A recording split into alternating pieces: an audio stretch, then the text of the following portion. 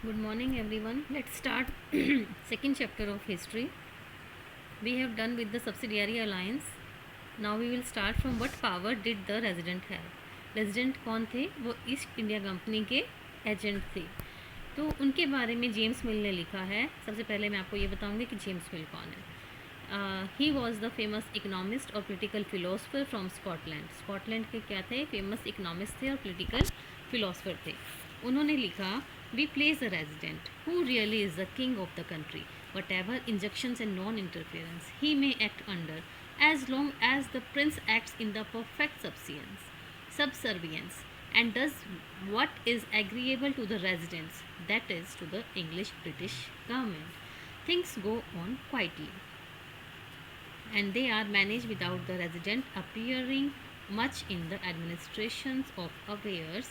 But when anything of a different nature happens, the movement of the prince takes a course which the British government think wrong.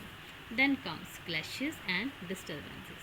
James मिल ने लिखा कि हम लोग जो हैं resident को अपॉइंट करते हैं जो कि कंट्री का रियल किंग के टाइप हो जाता है, और वैसे तो वो नॉन इंटरफेरेंस की इंस्ट्रक्शन पे ही काम कर रहा होता है जब तक कि जो राजकुमार है या जो राजा है वो उसके अंडर इंस्ट्रक्शन काम कर रहा होता है, जैसा कि रेजिडेंट चाहता है बिल्कुल वैसा काम कर रहा होता है। और जो चीज़ें बिल्कुल अंग्रेज़ों के बेनिफिट के लिए, उनके इंटरेस्ट के फेवरेबल होती हैं, तब सब कुछ कूल चलता है, कोई प्रॉब्लम नहीं आती है। लेकिन अगर राजा या प्रिंस जो है थोड़ा सा भी कोई ऐसा काम करता है जिसको कि ब्रिटिश गवर्नमेंट को लगे कि वो रॉन्ग है, तब सामने क्लैशेस और डिस्टर्बेंसेस क्रिएट हो जाती थी। Now Tipu Sultan the tiger of Mysore. Tipu Sultan को टाइगर ऑफ मैसूर कहा जाता है। ये आपका इंटरनल भी हो सकता है कि who is known as the tiger of Mysore. The answer is Tipu Sultan. So जो टीपू सुल्तान अंग्रेज़ों को बिल्कुल पसंद नहीं करता था, वो बिल्कुल टोटली अगेंस्ट था कंपनी के। तो कंपनी ने क्या बोला? The company resorted to direct military confrontation when it saw a threat to its political and economic interest. जब कभी भी कंपनी की इकोनॉमिक और पॉलिटिकल इंटरेस्ट को खतरा होता था तो कंपनी बिल्कुल डायरेक्ट अपना जो है सेना के साथ आमना सामना करने को तैयार रहती थी। This can be illustrated with the case of southern Indian state of Mysore. इसको हम मैसूर का एग्जाम्पल देख के हम बता सकते हैं। जो Mysore had grown in strength under leadership of powerful rulers like Haidar Ali and his famous son Tipu Sultan. तो जो मैसूर जो है बहुत अच्छे से, बहुत पावरफुल स्टेट था, किंगडम था, और इसने जो है इसके दो रूलर्स बहुत फेमस थे। हैदर अली पावरफुल रूलर्स थे और टीपू सुल्तान। हैदर अली टीपू सुल्तान के फादर थे।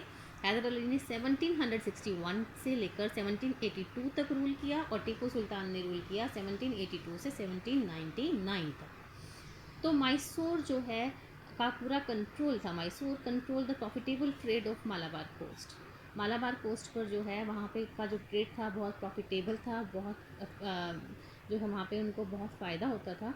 तो वहाँ पे मैसूर का कंट्रोल था, और ये वो पोर्ट था, ये वो कोस्ट था जहाँ पे कि कंपनी जो है वहाँ से पेपर और कार्डमम खरीदा करती थी। पेपर मीन्स काले मिर्च, कार्डमम मीन्स इलायची। In 1785 में Tipu Sultan stop the export of sandalwood, pepper and cardamom through the ports of his kingdom. Tipu Sultan, मैंने आपको बोला ना कि वो ईस्ट इंडिया कंपनी से बहुत नफरत करता था, तो उसने जो है सैंडलवुड यानी कि चंदन, पेपर और कार्डमम के एक्सपोर्ट पर रोक लगा दी, और disallowed local merchants from trading with the company, और अपने किंगडम के लोकल मर्चेंट्स को मना कर दिया कि वो लोग कंपनी के साथ कुछ बिजनेस नहीं करेंगे। He also established a close relationship with the French in India. जो इंडिया में फ्रेंच पीपल भी आए थे उनके साथ उन्होंने अपना फ्रेंडली रिलेशनशिप कायम किया and modernise his army with their help. उनकी हेल्प से अपनी आर्मी को मॉडर्नाइज किया, उनकी मॉडर्न बनाया, आधुनिक बनाया। The British were furious. अब अंग्रेज़ों को तो गुस्सा आ गया। They saw Haidar and Tipu as ambitious, arrogant and dangerous rulers who had to be control and crushed. उन्हें लगा कि हैदर और टीपू जो सुल्तान हैं ये तो बहुत एम्बिशियस हैं, एरोगेंट हैं, अक्कड़ वाले हैं एंड डेंजरस रूलर्स हैं। इनको तो कंट्रोल करना और इनको तबाह करना बहुत ज़रूरी है। तो अब जो है 4 युद्ध लड़े गए मैसूर के किंग्स और अंग्रेज़ों के बीच में। पहला 1767 से 69, देन 1780 से 84, देन 1790 से 92 and last was fought in 1799। और ये लास्ट वो only in the last the battle of Srirangapatnam, Srirangapatnam का जो लास्ट बैटल हुई थी उसमें कंपनी को जीत मिल जाती है, क्योंकि टीपू सुल्तान जो है अपनी कैपिटल सिटी श्रीरंगापट्टनम को डिफेंड करते हुए मारा जाता है। Mysore was placed under the former ruler dynasty of the Wodeyars. और अब जो मैसूर में उससे पहले जो रूलिंग डायनेस्टी थी वोडियार्स की, उनको वहाँ पर एस्टेब्लिश कर दिया जाता है और उनके ऊपर सब्सिडियरी अलाइंस इम्पोज कर दी जाती है। सब्सिडियरी अलाइंस हम कर चुके हैं। इट मीन्स जो स्टेट है उसकी अपनी कोई सेना नहीं होगी, उसको प्रोटेक्शन जो है कंपनी देगी और वो बदले में कंपनी को एक फिक्स्ड अमाउंट देगा ताकि वो सेना को मेंटेन करके करने का खर्चा निकाल सके। नाउ आपको ये दिख रहा है पिक्चर, सी द पिक्चर। ये एक टॉय है, मैकेनिकल टॉय है जो टीपू सुल्तान के पास था। आज की डेट में जो टॉय है ये लंदन में the Victoria and Albert museum है, वहाँ पे रखा गया है। इसमें जो एक टाइगर है वो यूरोपियन सोल्जर को मार रहा है। जब इस टॉय के में चाबी भरी जाती है तो ये टाइगर में से तो आवाज़ आती है गरजने की, घुर्राने की, और जो सोल्जर है उसकी डर से चीखने की आवाज़ आती है।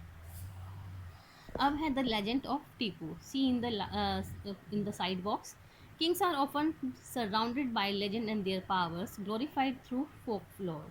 तो राजाओं की जो उनकी ग्लोरी की, पावर की जो कहानियाँ होती हैं, उनकी जो लोक कथाएँ भी होती हैं। तो यहाँ पे ऐसे ही एक कथा है, एक कहानी है टीपू सुल्तान की, जो कि 1782 में राजा बना था। इट इज़ सेड, ऐसा कहा जाता है, that once he went hunting in the forest with the French friend.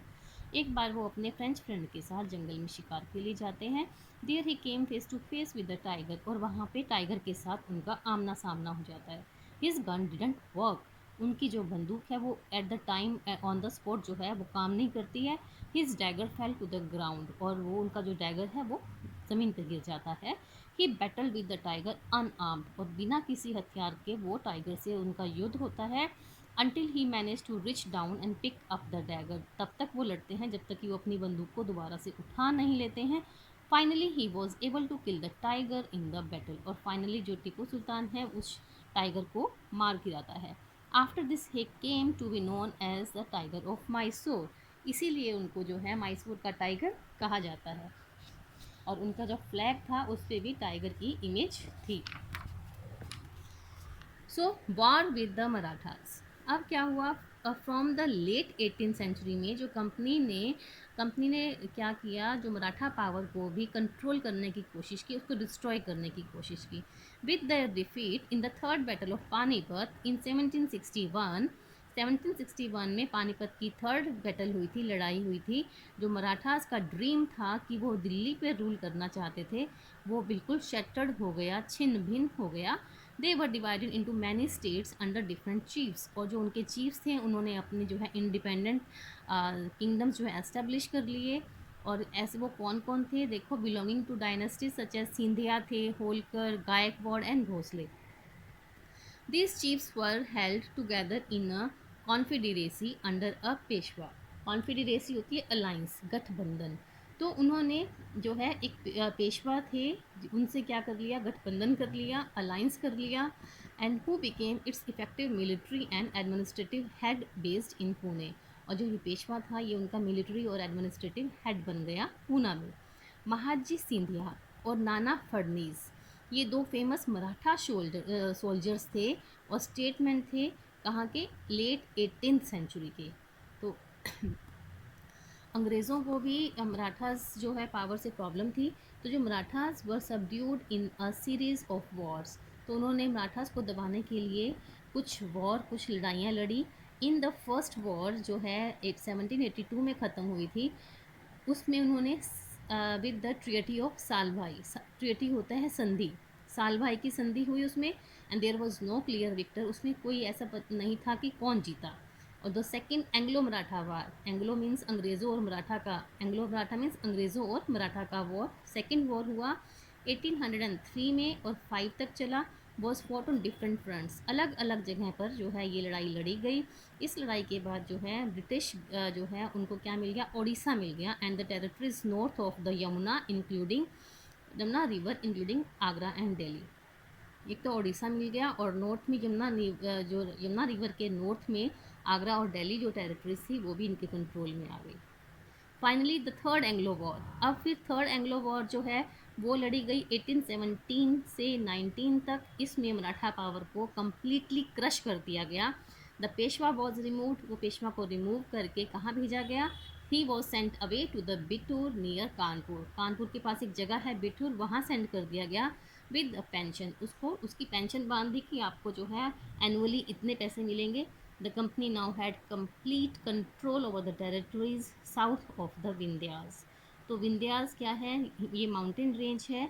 Vindhyas के साउथ की जो टेरिटरीज थी वहाँ पे अब कंपनी का पूरा अधिकार हो गया। तो कितनी लड़ाइयाँ लड़ी उन्होंने मराठास को हराने के लिए? फर्स्ट 1782 में, सेकंड 1803 में, एंड थर्ड 1817 में। फर्स्ट वॉर का कोई भी क्लियर विक्टर नहीं था। सेकंड वॉर में उनको उड़ीसा और आगरा और दिल्ली मिल गया, और लास्ट वॉर में उन्होंने मराठा पावर को कम्प्लीटली फिनिश कर दिया। That's all. Next we will do tomorrow. If there is any query, you can call me anytime. Thank you.